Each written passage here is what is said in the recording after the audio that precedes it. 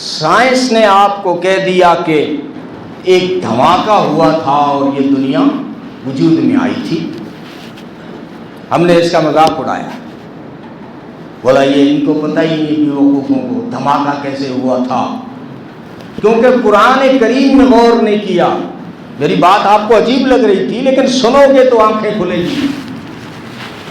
قرآن کریم کیا کہہ رہا ہے؟ میری بات چھوڑ دو، سائنس نے کہا دھماکہ ہوا اور کائنات وجود میں آئی۔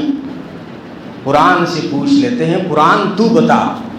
تو قرآن نے کہا الم یر الذین کفروا ان السماوات والارض کانتا رتقا۔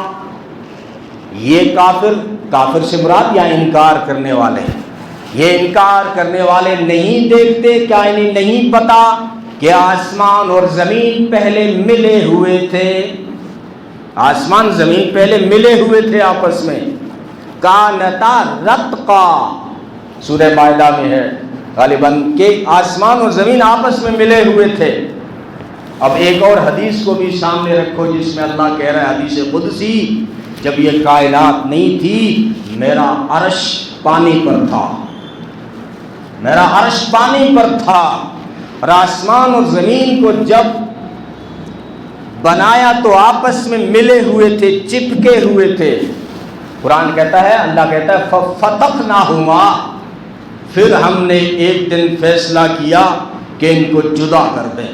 فَفَتَقْنَاهُمَا، تو ہم نے ان کو ایک دم جدا کر دیا اور 500 سال کی مسافت کی دوری پہ ایک دوسرے کو کھڑا کر دیا۔ یہ فتقنا جب ہوا ہے تو دھماکہ نہیں ہوا ہوگا؟ تو دھماکہ نہیں ہوا ہوگا کیا؟ آسمان اور زمین کو جب جدا کیا گیا ہے، اور کوئی ہلکی چیزیں نہیں، 7 زمینیں ہیں اور 7 آسمان ہیں، آپس میں چپکے ہوئے تھے۔ قرآن میں اللہ نے کہا کہ میں نے ان کو جدا کیا، اور اس کو بھی ذہن میں رکھیے کہ پانی عرش تک تھا، دھماکہ نہیں ہوا ہوگا۔ فَفَتَقْنَاهُمَا، اور آگے اسی بات وَجَعَلْنَا مِنَ الْمَاءِ كُلَّ شَيْءٍ حَيٍّ، دیواروں پہ لکھا دیکھتے ہو نا کہ جل جیون ہے، جل شکتی ہے۔